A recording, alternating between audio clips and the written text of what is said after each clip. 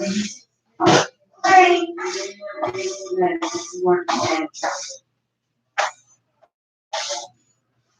doesn't look like you're helping with me. Renee.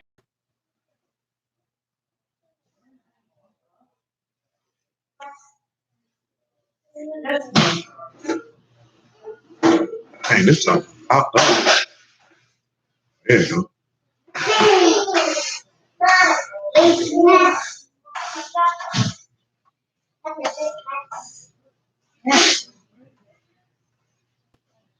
All right, all right. So that junk had done froze for like 30 seconds. I didn't know what was going on. We give praise, esteem, and honor to the Most High Yah, in the name of Yahushua HaMashiach. Shalom, man. Uh, yeah, John chapter 5, verse 39. Search the scriptures, for in them you think you have eternal life, and there they which testify of me. And you will not come to me that you might have life. I receive not honor, but I know you, that you have not the love of Allah in you. I come in my Abba's name, and receive me not. Another shall come in his own name, him you will receive. Uh, How can you believe and receive honor one from another and seek not the honor that comes from Elohim only? Do not think that I will accuse you. The Abba, there's one that accused you, even Moses, in whom you trust. Had you believed Moses, you would have believed me, for he wrote of me. But if you believe not his writings, how shall you believe my words? So, of course, you know that we'll be observing Purim this weekend. So I'll keep mentioning it repeatedly. Our observation starts Friday, so nothing changes Friday. Nothing changes Saturday afternoon. We'll take off probably about 8 o'clock Saturday evening. Probably go for about 45 minutes for an hour. You will, and then Sunday afternoon, probably about 2 o'clock, maybe for an hour or so, and do it like that. I have something very specific for that, and it's going to kick off this evening. So take yourself to Proverbs chapter 14, I believe, verse 28. Yeah, Proverbs 14 and 28 deal with a few things. What we dealt with the wine is complete. Praise be to Yahuwah for that. Not necessarily new information, if you would, but just a different perspective of what we already need to know, which is to be made new. You have to deal with the heart. I think, as we mentioned, as we were going through that stuff, and of course, if you recall, when we were dealing with Ezekiel chapter 36, how he said that you had to make you a new heart and a new spirit. You know what I'm saying? And that you have to cleanse yourself. And I was talking to my little homeboy, man. He was calling me earlier today, talking about, just the nature of sin and things of that nature. But I was just telling him, like, at the end of the day, and he also had called me the other day, talking about somebody that he was in the word with, who happens to worship the devil now. And the point that I was trying to impart to him before I read this Proverbs 14:28 is that people do what they want to do. And people do what they want to do because you do what's in your heart. As we've already discussed ad nauseum over the last course of, what is it, 2020? Over the last course of almost 8 years. You know what I'm saying? Is that you do what's in your heart. And if you're not where you want to be spiritually, you need to check your heart, because it's a heart problem. Anything that we do is not a people problem, it's a you problem. If you don't have the ruach, that's a you problem. You know what I'm saying? Your faith ain't right. Your conduct's not right. You know what I'm saying? It's nobody else's fault but yours. And you have to handle that. See, what I mentioned in that, because what I was telling him, he was like, what can I say to him to bring him back? And I'm like, there's nothing you can say to bring anyone back. Because if people don't believe, they just don't believe. If people don't want to do it, they just don't want to do it. If people don't want to change, then they just don't want to change. You have to focus on saving yourself, because you can't save anyone else. If you're able to turn a man, matter of fact, let me read that to you before I read Proverbs 14:28, James chapter 5. You can pick it up at verse 16. See, sometimes I go back over certain topics for a reason, because I want you to be saved. Now, I can't, if you don't want it for yourself, that's your business. You can make it verse 13. You know what I'm saying? That's your business, because I can't do it for you. I just know what I got to do.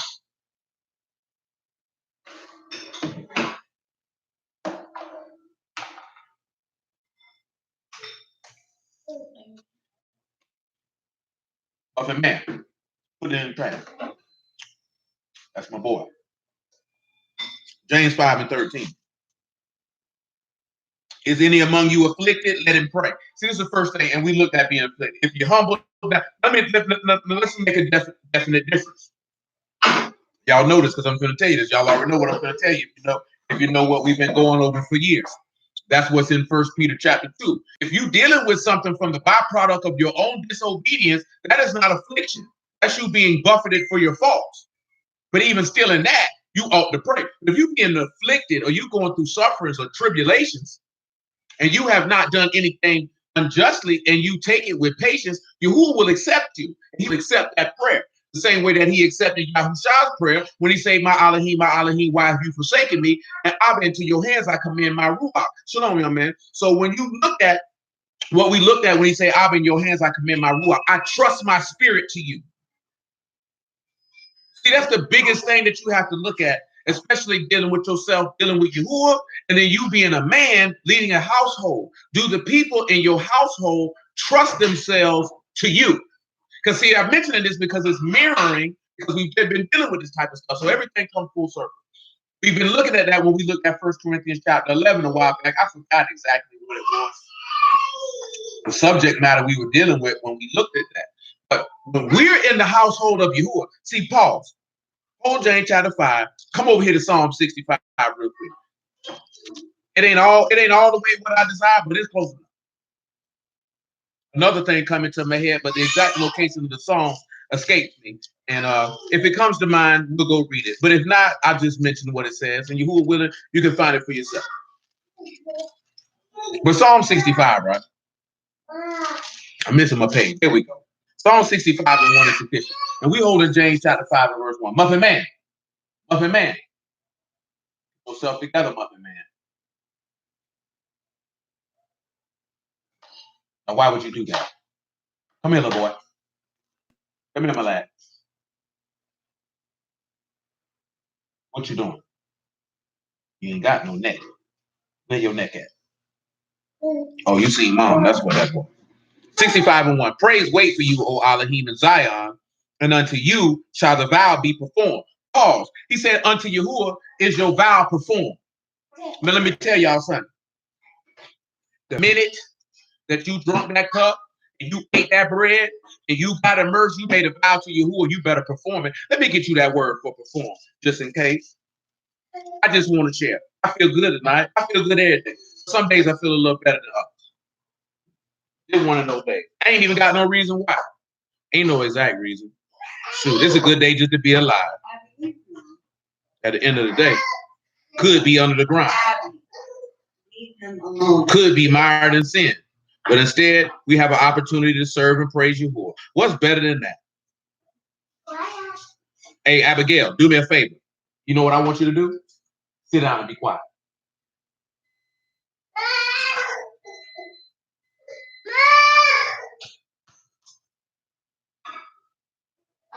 Now, the word perform, interesting word that is used here. It is shalom. That is to be in covenant of peace, or to be at peace, or to make peace with, or to live in peace, or to be complete and sound, finished in the end, to requite, to recompense, or to reward, or to be repaid. But nevertheless, it says, unto you shall the vow bring peace. Now, the word for vow is nader. And that's a votive offering. That's making a vow. This is a thing that is promised. You got Noon, you got Dalit, and you got Rosh. This man has sit back and told you how the highest has promised that the sacrifice will give life. This is the vow that Yahushua took when he said, send me. I'll do it. So when you go to get immersed, you're saying that you're vowing, you're making a promise. Because you're making a promise because you believed in the promise. So when you believe in the promise, you're going to conduct yourself according to said promise. Now you can be at peace with Elohim. So you can't be at peace with Elohim without the promise. But let's continue. I might as well just keep it on the phone since it's already there. Verse 2, O you that hear prayer, unto you shall all flesh come. Iniquities prevail against me. As for our transgressions, you shall purge them away. So pause, iniquities prevailing against him is that the sin of the people prevailed against him. But if you know what's in Job 19, but if you don't know what's in Job 19, I guess I'll share it with you. Come over here to Job 19. See, I'm trying to work with something that I promised y'all that we were going to deal with. And Yahuwah willing, this is the week. Yahuwah willing, this is the week. I think we've dealt with it before, but I just feel like it's that time to revisit it in a little different fashion because Passover is approaching. You need to have your minds. Every feast day when we get approaching, it seems like Yahuwah brings forth the point. You need to get your minds to be converted to be a son of Elohim and stop dilly dallying and playing and pussyfooting around. Because the days ain't promised. Checkout time is upon us every single solitary day. And you never know when he's trying to tell you it's time to pack your bags. You never know. But Job chapter 19, right? Oh, I'm in the wrong place.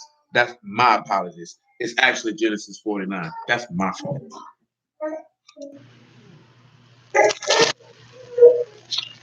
That's because you got an appetite. You usually don't have no appetite when you come back.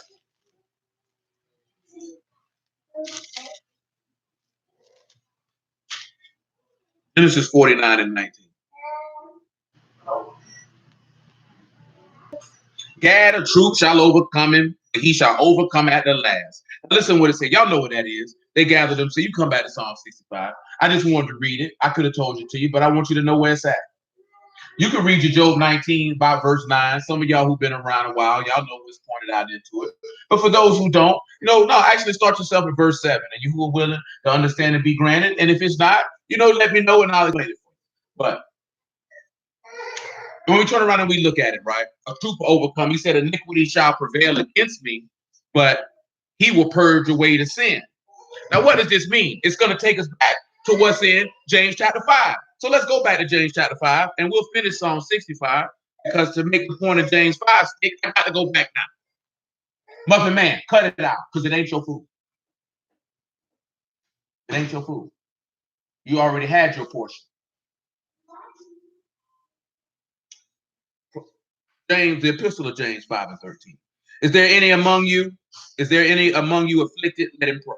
Is any married? Let him sing songs. Is any sick among you? Let him call for the elders of the body and let them pray over him, anointing him with oil in the name of Yahuwah.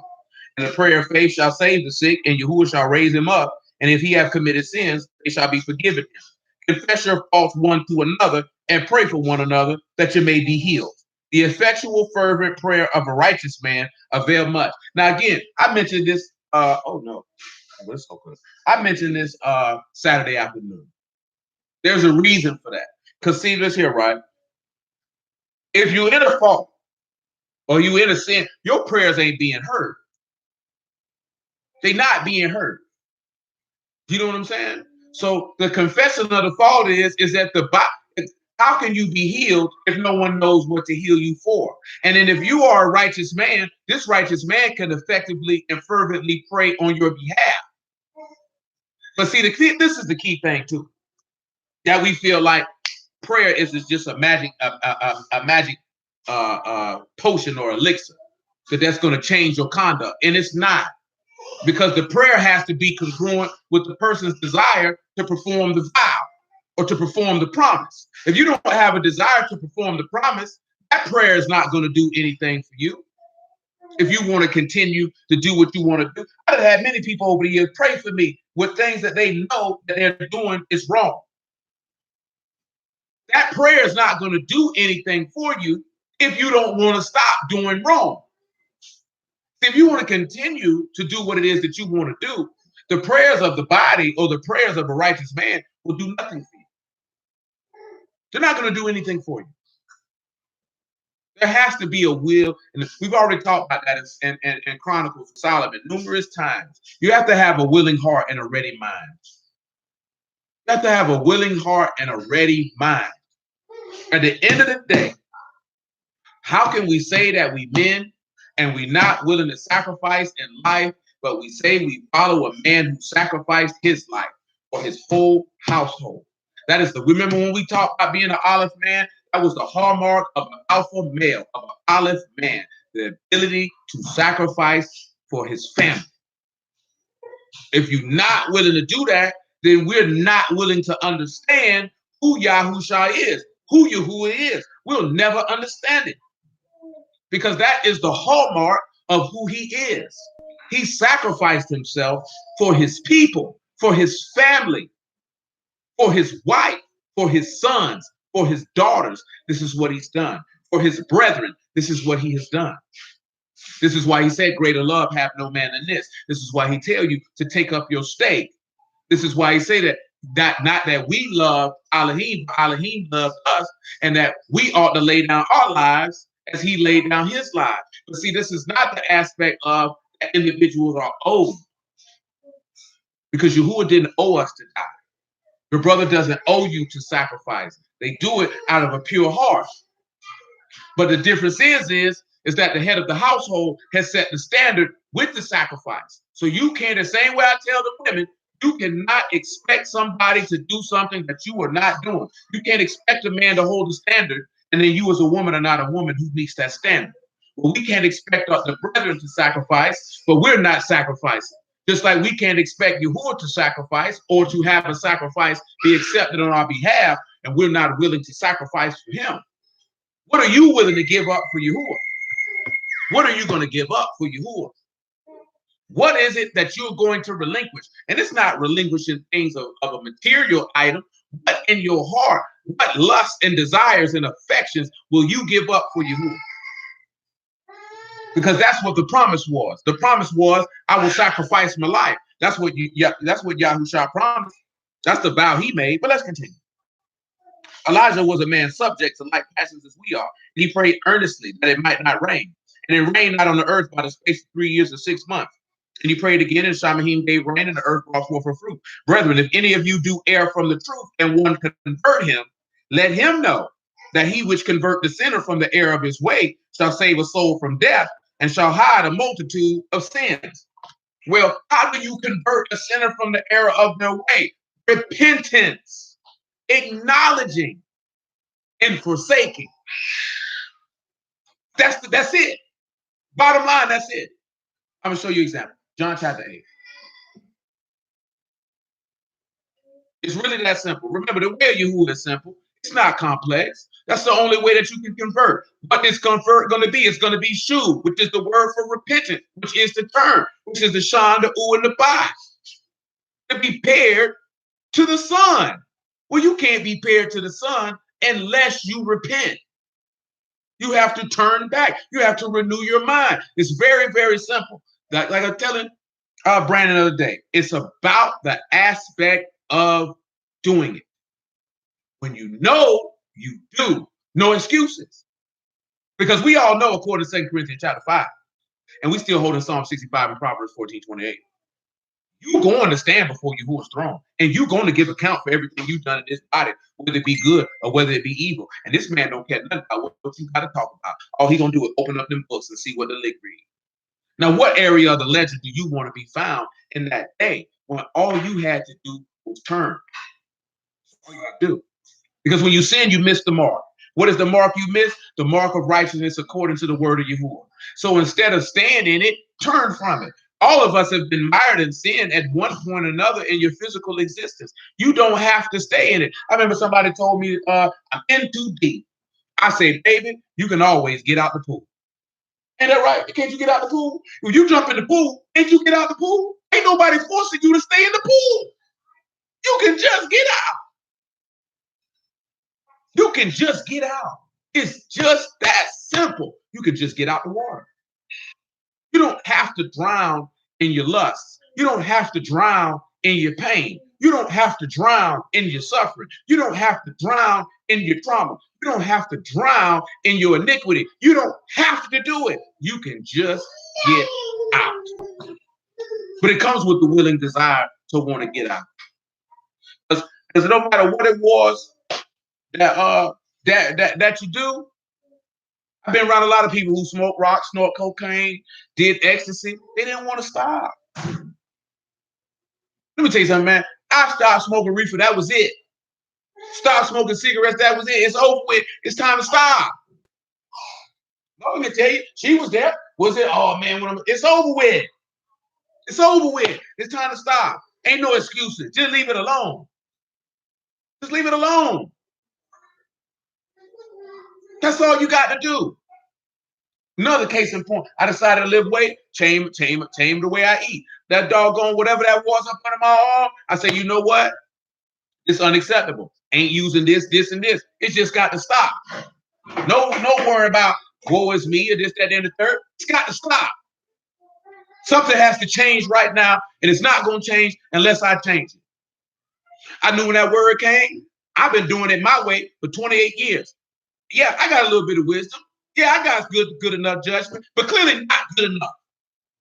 Because if it was good enough, I would have already come to Yahuwah. So how about I relinquish myself to someone greater than me and serve him and let him direct the way and let him direct the path and let him give me wisdom and understanding. And therefore, I can be more beneficial to myself and possibly to other people.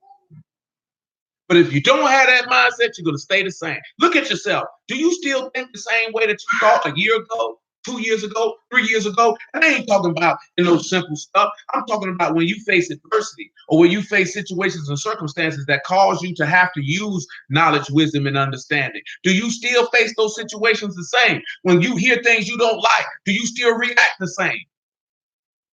When you're faced with difficult situations that you don't know how to handle, do you still fold? Or do you rise to the occasion? What do you do?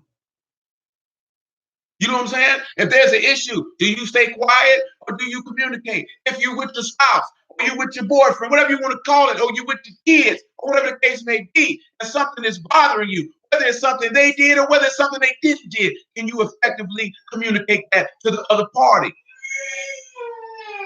Can you do that? Do you have the wherewithal to put in the work to make sure that your relationships work the way they're supposed to? Do you have the wherewithal and the gumption to do it? Or are you going to do what you did? Oh, this ain't serving me. I don't want nothing to do with it. I ain't going to say nothing. How does that benefit us when we say that we're mature adults when the word does not teach us to do these things? This is what I'm talking about, the nuance. And we talk about the nuance from time to time in certain different things. But I'm just taking on all that because we have to go to that. You know what I'm saying? See, when the dog say, you know what? I see that I got to change the way that I think. See, this is some of the stuff that I was talking to him about when he called me with that. I want to beg people. Just talk to him yesterday. Stop calling me, talking to me about a flat earth. That don't benefit or profit nobody. That's not for the people. That's for you. That doesn't benefit anyone. What problem does it solve? We're supposed to be men. We're supposed to know how to solve problems. So if we don't know how to solve problems, what purpose or use do we have? He said, you know what, you're right, man. I got to stop talking to people like this because it's not for them, it's for me. Because that's the first question I asked him. What is the problem if people don't believe the earth is round or flat? What problem does that solve? He didn't have an answer. He didn't have an answer. When our wives and our children come to us, they're coming to us for us to solve their problems. We got to have the ability to answer. We can't be offended because that's what they're looking for. Can you solve the problem? Can you solve it? The ability to solve, that's no different with dealing with real estate. Real estate is a problem-solving business. For the most part, that is a problem-solving business. Those people who are in it for money are not usually as successful as the people who are in it to solve problems. Because people have a more care and a liking for you when you have a desire to solve their problem, even if you don't make any money. Because you weren't in it for that. You were in it to help. It's no different with the word. You preaching the word, you teaching the word, you're there to solve problems. This is a problem-solving occupation. The problem is sin. The problem is unbelief. But if you can't acknowledge that you have the problem, how can the problem be solved? And that's the state that our people are in right now. That's why we were rejected from Yahuwah, because we rejected his ability to solve the problem of man, which was his own desire.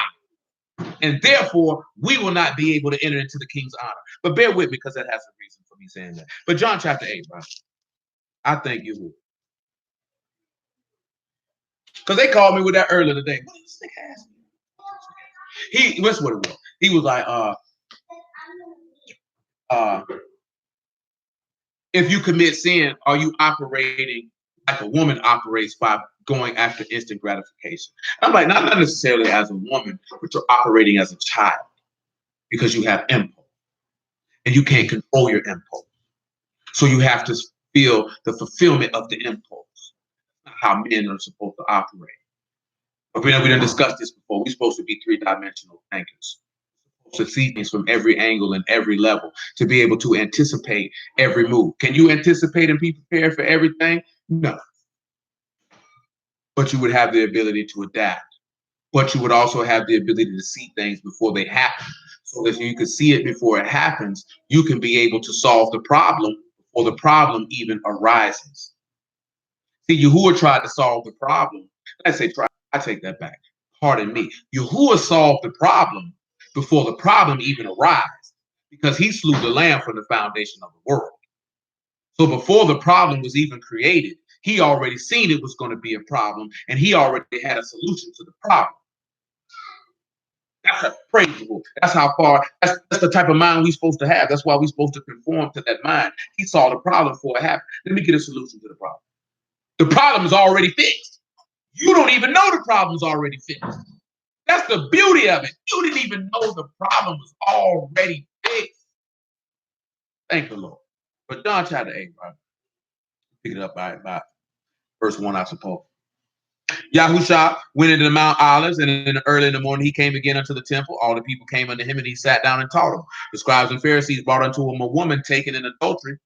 And when they had set her in the midst, they said unto him, Master, this woman was taken in adultery in the very act. Now Moses in Torah commanded us that such should be stoned. What say you? This they said, tempting him, that they might have to accuse him. But Yahusha stooped down, and with his fingers he wrote down on the ground as though he heard them not.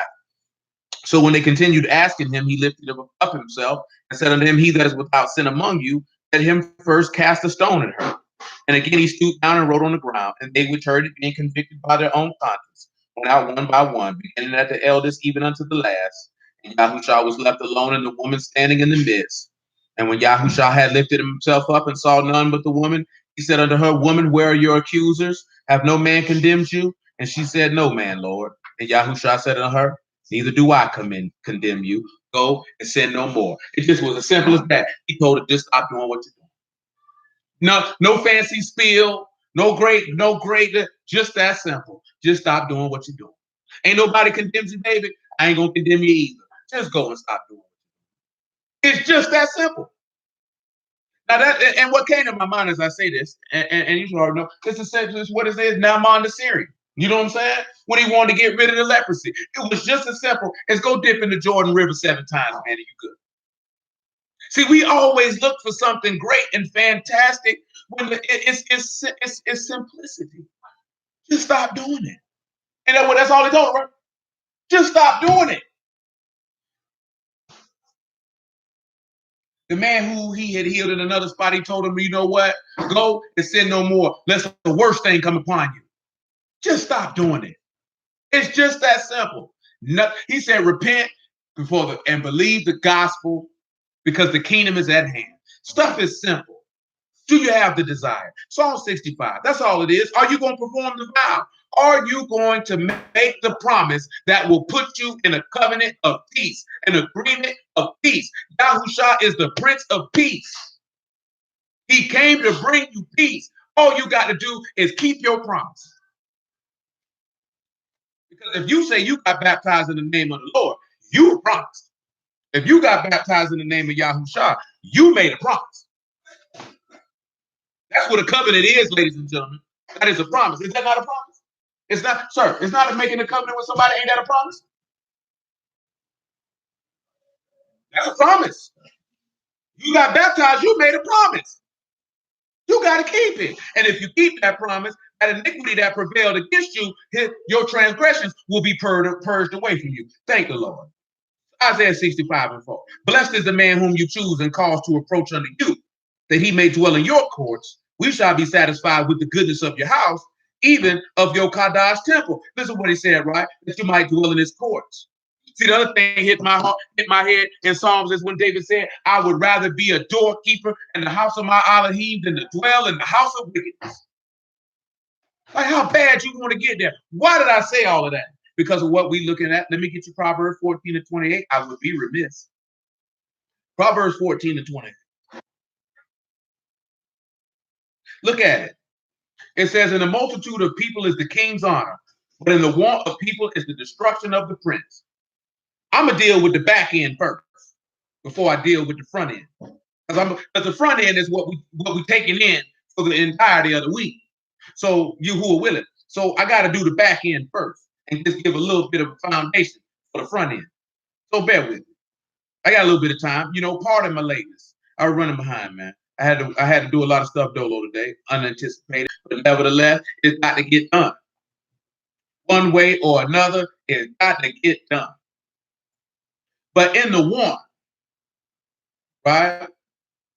It is effects is the word. And I think we've dealt with this before. And if we have, it's cool. And if we haven't, that's fine as well. But it's ceasing, end, and finality. The end of the earth is what you look at it, what it means. And of course, you have your aleph, you have your pay, and you have samah.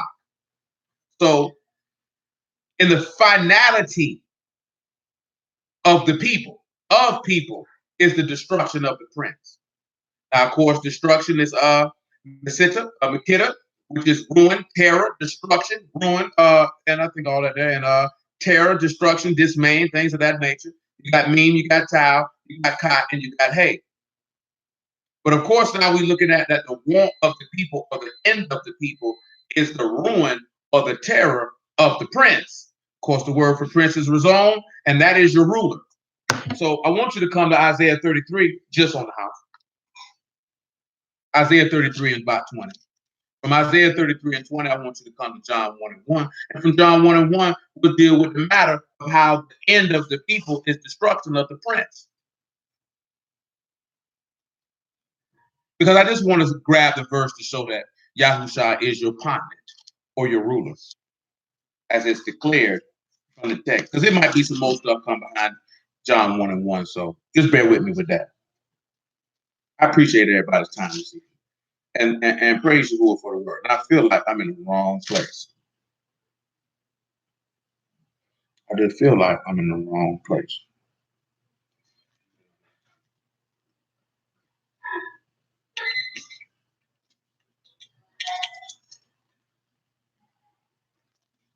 Really do, because that is an ending verse. What is in my brain? That is not in Isaiah 33 in the least bit.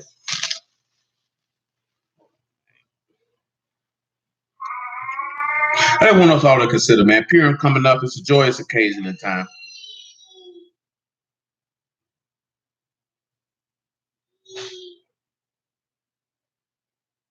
Oh, I was right the first time. This was overlooking. And that's what I was doing. I was overlooking it. 33 and 17 of book Isaiah. That's my fault. I just was overlooking. Thinking it was in the last verse, and it was not. Your eyes shall see the king in his beauty.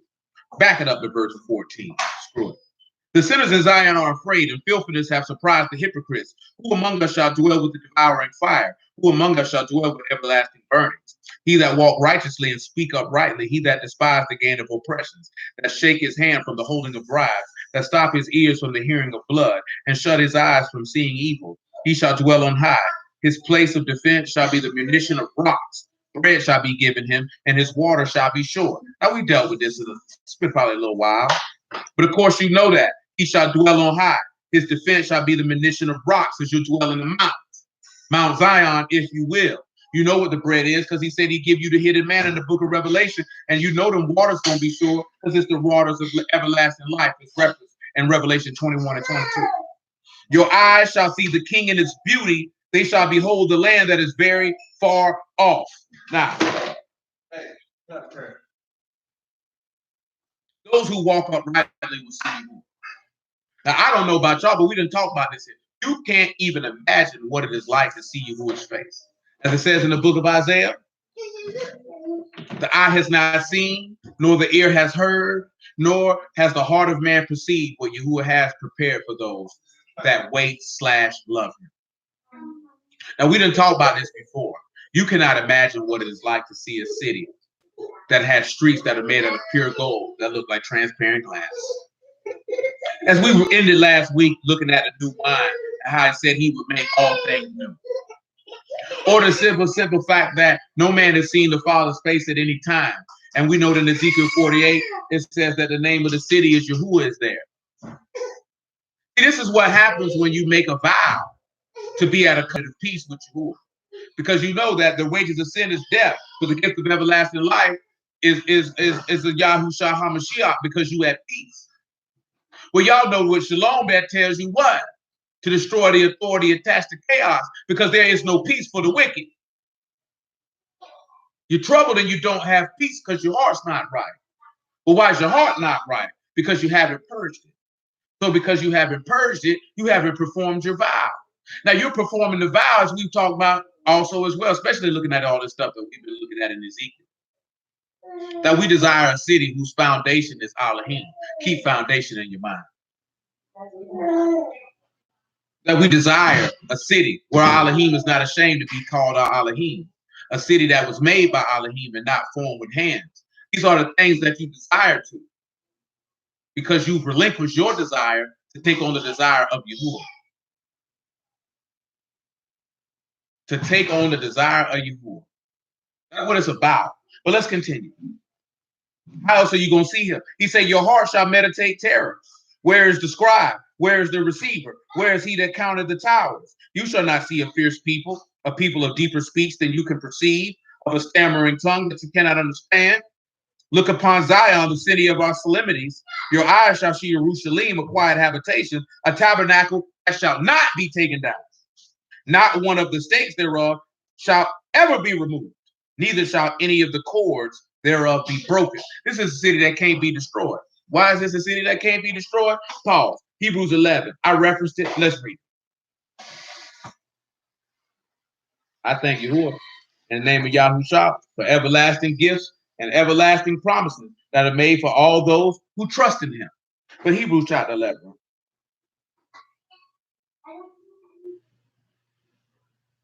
I want you to pick it up at verse 9. Make it 8. Because it's touching both of them. Because it's going to touch what we're going to leave out of here with it tonight. Hebrews 11 and 8. By faith, Abraham, when he was called to go out into a place which he should after receive for inheritance, obeyed and went out, not knowing whither he went. See, that's one of the biggest things that mess a lot of people up too. You want to know why. You want to know why you're going. You want to know where you're going, instead of just following Yahuwah. Because if you know what's up, Yahuwah, you ain't got to wonder why. Don't worry about it.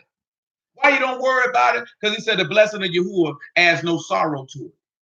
See, you have sorrow when you look at certain stuff because you want it to be according to what you want, because you're not according, you don't desire according to what Yahuwah is giving you. He's giving you something. He gave this man an inheritance. He told him, get up and go. I don't know where I'm going. It don't even matter. Let's look what he said. By faith, he sojourned in the land of promise, as in a strange country, dwelling in tabernacles with Isaac and Jacob, the heirs with him of the same promise. For he looked for a city which had foundations, whose builder and maker is Elohim. Through faith also Sarah herself received strength to conceive seed, and was delivered of a child when she was past age, because she judged him faithful who had promised. Therefore sprang there even of one, and him good as dead, so many as the stars of the sky in multitude, and in the sand of the sea, which is by the seashore, innumerable. These all died in faith, not having received the promises, but having seen them afar off, and were persuaded of them, and embraced them, and confessed that they were strangers and pilgrims on the earth. For they that say such things declare plainly that they seek a country. And truly, if they had been mindful of that country from whence they came out, they had had opportunity to have returned. But now they desire a better country, that is a heavenly, wherefore Elohim is not ashamed to be called their Elohim, for he hath prepared for them a city. Look at what it said in that stars of the sky and multitude. Let's take a look at that in Genesis chapter 2. Some boy not playing in the toilet. Hey, might be. Shoot. He ain't gonna like what he find. He keep playing in that toilet. He's gonna find number poop. I think I need Genesis 15 actually. Genesis chapter 15, man, verse 3. Play in the toilet, you ain't gonna find nothing but poop. That's all that's in the toilet is poop.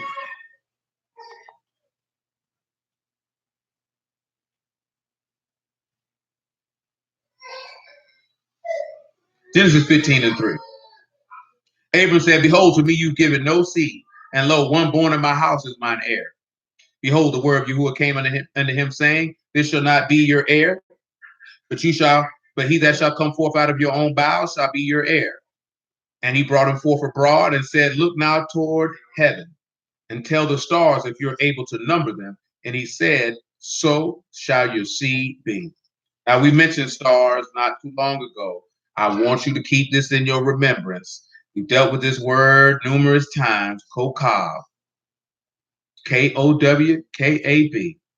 I want you to keep in mind Kaf, U, Kaf, and Ba. That's what it is. This is Mashiach's progeny. Y'all know this. These are the sons of Elohim. He told him to look at the stars so he could see the sons of Elohim. Because remember, it said in Hebrews 11 about having one seed. He just told him here, so shall your seed be. So consider. Back to Isaiah 33.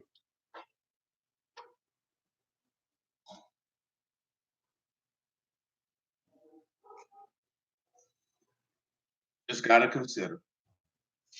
Weigh and consider.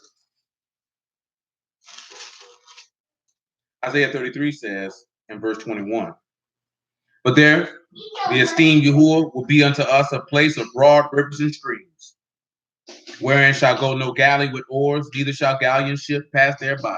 For Yahuwah is our judge, Yahuwah is our lawgiver, Yahuwah is our king, he will save us. Now I want you to look at this word for lawgiver. You can grab your John 1 and 1 right now.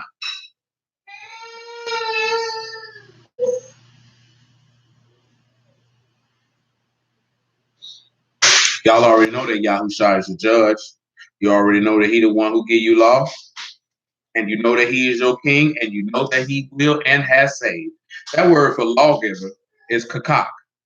If you recall, it is someone who is cut out or is engraved or is inscribed or is to trace or to mark out. Also one who decrees, a lawgiver. And that's double kus and one kai. So what do you look at? The final light separates. That last light separates. Let's look at the first light. Genesis chapter 1, and then we go to John 1. Let's look at the first light that separated. Genesis 1 and 1, then to John 1 and 1. In the beginning, Elohim created the heavens and the earth. The earth was without form and void, and darkness was upon the face of the deep. And the Ruach of Elohim moved upon the face of the waters. And Elohim said, let there be light, and there was light. And Elohim saw the light, and it was good that it was good. And Elohim divided the light from the darkness. And Elohim called the light day, and the darkness he called night, and the evening and morning were the third day. That's where you see the first time that light separated. That way, the first time you seen him separate life from death, sin from kadoshness. This is the first time you see it. Now let's look at the last time you see it. John 1 and 1.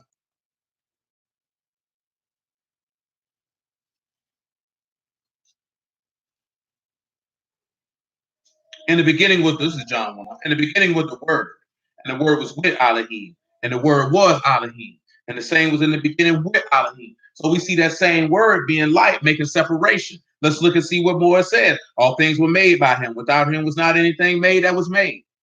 In him was life, and the life was the light of men. And the light shined in darkness, and the darkness comprehended not. There was a man sent from Elohim whose name was John. The same came for a witness to bear witness of the light, that all men through him might believe. He was not that light, but was sent to bear witness of that light. That was the true light, which light every man that come into the world. He was in the world, and the world was made by him, and the world knew him not. And he came into his own, and his own received him not. So what do we see, right? And what it is, John chapter 7, John chapter 12, Yahushua said he the light of the world. This is the final light, or this last light that separates. This is the last light that separates. That's separating the light from the dark. Like I said in 1 John chapter 3. He that's born of Elohim sins not. He that commits sin is of the devil. And this, the sons of Elohim are manifest, and the sons of the devil. Because that's the last light that's going to separate. Well, what is the sun, so to speak? The SU in it is a star. If you look at the SUN in that regard, according to what they say in quote unquote science, that suns produce stars in their universes, if my memory serves me correctly. So when we look at this one here, we know that Yahushua produces stars. Where these stars are fixed, they are fixed in the heavens. or are fixed in the firmament. But let's continue with those who want an destruction, because they bring an end to the terror. Because the people, remember, well, matter of fact, we got to speed this up because we got to get out of here. We know that Yahushua was exceedingly sorrowful, even unto death. And the people came and brought an end to the terror. Let's look at the part, at least what he mentioned, where they brought an end to the terror. Because you Matthew 26. Because you know that he had terror, because he was a man, he was in the flesh. These are things that this is what people got to understand. When you're in the flesh is privy to all types of feelings and thoughts and things of that nature. It's not the feeling of the thought, it's the yielding to it. It's not the feeling or the thought, it's the yielding to it. And I've told numerous people this over the years. I think I've told this out in in the open. Stop talking about what other people had you do. Nobody had you do anything. Man say drawn away and he enticed of his own lust. You did that because that's what you wanted to do. We blame things. It's no different when we were selling dope. We tried to come up with stuff to put that on to justify what we're doing. When you begin to point the finger at somebody else to justify action, you've already tacitly acknowledged to anybody with any level of understanding and wisdom that you knew what you were doing and that you're dead wrong, and you're looking to pass the accountability off to someone else. Because you would rather do that than actually acknowledge that it was your own thoughts and desires that caused you to do what it was that you were doing. And when my dog mentioned today, he's like, man, I sold dope, I did this here. I say, you sold dope. Because like I said, man, I heard a brother say this, and this is the truth. 99% of the people in the world are actors. And the worst part is that most don't even know it. Because most people play a role to be accepted, to be liked, to fit in, versus being themselves and not caring if people like them or to fit in. So you can never be honest to yourself and have actually honest dealings because you're not in yourself. So you seek justification and validation from outside sources because you're not justified and validated within yourself. That's why you do. This is why people pass the buck off to someone else for their conduct, because that was who you were pretending to be. And then who you were pretending to be, that curtain has been opened up. So now you want to run back behind the curtain. You need somebody to shift the buck on. This is why in the book of Nahum, he talked about how he would pull the skirt up of Nineveh and expose her nakedness because she was living a lie. Well, all of us, see, now the difference is, I can't say all of us, but most of us, if you was in the church and you had your stuff, you thought you was doing what was right and you was living a lie. And you were comfortable living a lie and playing, because that's the old saying, the world is a stage. The world is a stage. And everybody's on the stage playing a part and playing a role. And very few people are their authentic selves. As I've told you this before, most people are very, very offended at people who are authentic to themselves and care less about their acceptance. See, it's one thing that I noticed. And the brother was talking, they were talking about this here about Michael Jordan. And it was really in juxtaposition because in the video was about LeBron James and his daughter. But this is the true fact with LeBron James, nothing personal. He's an attention whore. He needs it. He desires it. Where Jordan is a recluse. He has no desire to be seen. Like, I always felt like that as a jit. Like, why would you want to be famous? Why would you want to go somewhere and everybody runs up on you and you can't go anywhere in peace? I couldn't live like that. I always felt like, give me the money. You can keep the fame. I don't want fame. What can I do with that? That doesn't do anything for me. I don't want to talk to all you niggas. You know what I'm saying? I don't want you niggas in my face. That's not going to make me feel better about myself. I'll pass. You know what I'm saying? But a lot of people, they want fame. And why do they want fame? Because it allows them to continue to play a role where they never have to deal with themselves. This is why people court attention. This is why people court acceptance. Because they feel like who they really are, no one will like. And who cares? It's their loss. You know what I'm saying? If you're anyone of value and people don't want to fool with you, that's their loss. I'm not taking the L, you're taking the L. Because you're losing a good person. You're losing a person of value. That's your loss. You know what I'm saying? That's how you have to approach life. You have to look at it that way. You have to be comfortable with who you are. Because I know I can be considered to be aloof and things of this nature, I stay to myself. I don't need attention. I don't court it. I don't desire it. I don't require it. Yeah, I will talk to you. I have no problem with talking with anyone or spending any time with anyone. But if you don't say anything to me, then 9 times out of 10, I'm probably not going to say anything at all. I'm going to stay over here for myself. I've been like this my entire life. I will stay to myself. I have no problem with it. I'm cool with me. I love me. I like me. I enjoy my own company. I'm not scared of my own thoughts.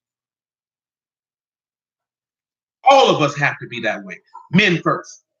Because if you as a man can be that way, that can benefit your spouse. Because that can keep her calm and keep her comfortable. You know what I'm saying? That's our job. You got to keep her comfortable. She got to be good. She under your charge. Your children got to be comfortable. As a man, you got to be even keeled. But nevertheless, because I'm getting off topic. Matthew chapter 26. I digress. 26 and 44. And he left them and went away and prayed the third time, saying the same words. Then come he to his disciples and say unto them, sleep on, now take your rest. Behold, the hour is at hand, and the Son of Man is to be betrayed into the hand of sinners. Rise, let us be going. Behold, he is at hand that should betray me. Now, this is end up, the finality or the ceasing of the people ends up being the destruction of the prince or the continent or the ruler. Because why did I read that in Isaiah 33 and 22 about him being your lawgiver? Go read you towards the end of Matthew chapter 7. And it tells you how ain't no man ever spoke. This man don't speak like the scribe. He speaks as one having authority because a lawgiver has authority. This is one of the reasons, like I see people like, oh, I don't accept Paul's letters. He just talking this, that, and the third. Them jackasses. You don't understand the text because a woman has never had the authority to give word. That man's not speaking an opinion. You unlearned in the text. Because you unlearned in the text, you want to disrespect someone that Yahuwah chose for himself because you worried about appeasing a woman instead of standing for what's right. No, she doesn't have the authority to do that. And we done went over this before. The niggas so stupid that they don't even know what offices do what and how you qualify for what office. Niggas always screaming Deborah. She was a judge and a prophetess. No one said a woman couldn't be a judge and a prophetess, sir. They don't teach those, son. They don't teach. Niggas in the word don't know what a prophet do. Prophet ain't walk around teaching nobody. You ever read Jeremiah teaching anybody? You ever read Jeremiah teaching anybody? Any of y'all ever read Jeremiah, Isaiah, Daniel teaching anybody? There's only one prophet in the text that you can see teaching anybody. Who can tell me who he is? Outside of Moses. Don't give me Moses. Yeah, don't give me Moses. You got the book of Joshua. David was a prophet and a king. Was he teaching anybody? When you see kings teaching anybody, you see King Josiah sending men out to go teach. Like, come on, man. It's unshameful. You understand? Who can tell me the only prophet? Jonah? No, Jonah wasn't teaching. He was prophesying. It's only one man who was a prophet that had the authority to teach word. And there it is, Ezekiel. The only prophet in the text that had authority to teach word because he was a Levite. The only one. Yeah. I said, yeah, more. I said that late. Like, yeah, don't give me Moses because that's easy. But he could have did it too because he was a Levite. But when you look at all the prophets trying to remember Obadiah, Elijah, Elisha, Nahum, Malachi. I think Malachi might have been a Levite too, but I'm not sure. Don't quote me on that. Because Jeremiah was of the tribe of Benjamin. So why would he have been teaching? You know what I'm saying? That ain't in his job description.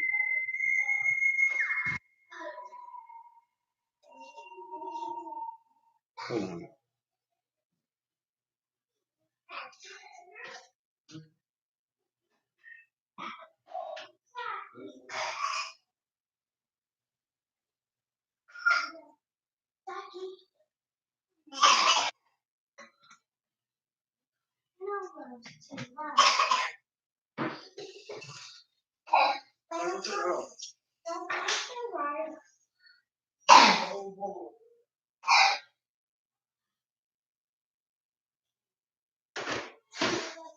You know what I mean? I'm just mentioning that for a reason. Apostles and pastors and teachers and prophets, these are all different vocations. Now, Marquise, Abraham taught his household, but he didn't teach the people.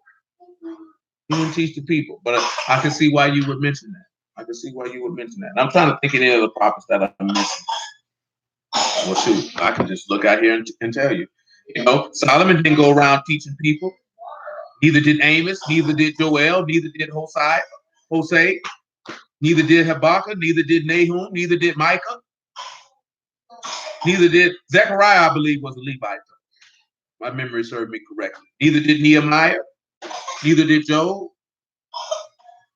Jonah 3 and 2. What he would teach. I know he went and prophesied to the people.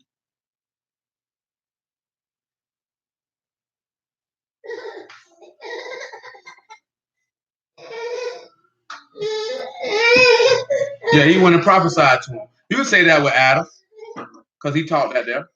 Yeah, he went and prophesied to him. He went and told him, go preach to him, tell him I'm finna kill you. Right there, when you look at verse 4, when he told them in 40 days, y'all gonna be overthrown. So they believed him and put on that sackcloth. But I can see why you would say that. At the same token, considering that it used the word preaching, I definitely would see why you would come to that conclusion. Definitely do. See, now when it got preaching in there for the first one, is Torah, which is to call out or to recite or to proclaim. So I can see why I would say that there to go proclaim, but it's a different word for preaching, a word I don't think we've ever looked at yet. And it's proclamation, preaching, Torah, kind of the same word, but just with a hey on it. So yeah, he's telling them to go proclaim. He's telling them to proclaim, I'm finna kill all of y'all in 40 days. Y'all better tighten up. Better tighten up. But good answers all the way around the board. I appreciate y'all the word I'm looking for. Participate. Because we supposed to know these things, huh? Thank you, sir. Yeah. Oh, where you found it at? You found it in the room or in the yard? But these are things to consider, because when we don't consider these things, it's how we make an error. Now, when we look at this here and he say, arise, they come into, the one who coming to betray me is at hand. This is the destruction of the prince. Because now they coming to kick him out. But what I wanted to end y'all with this is this, because I didn't want to focus on that part too much. It said in the multitude, excuse me, because there's a piece of this nail that is aggravating daylight.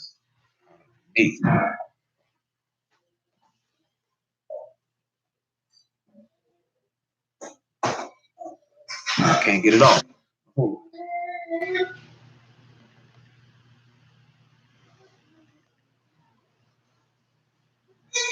What? Word. And that's more so what I was referring to, was preaching out the law, definitely.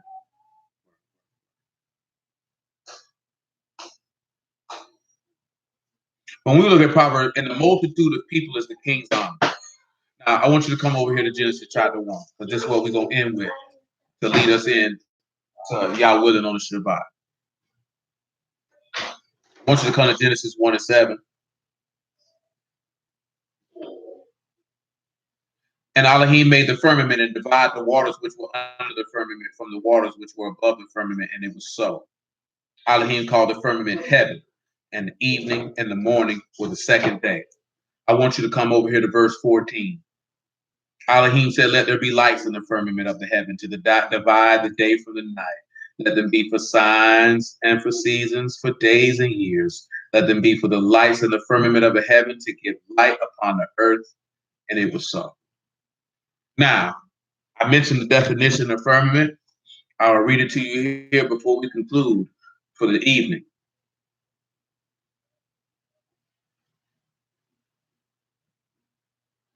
If you recall, the word for firmament is rakaya. It's a solid expanse. It's a base. It's support. It's the vault of heaven, supporting the waters above. So notice that the stars are fixed to the base.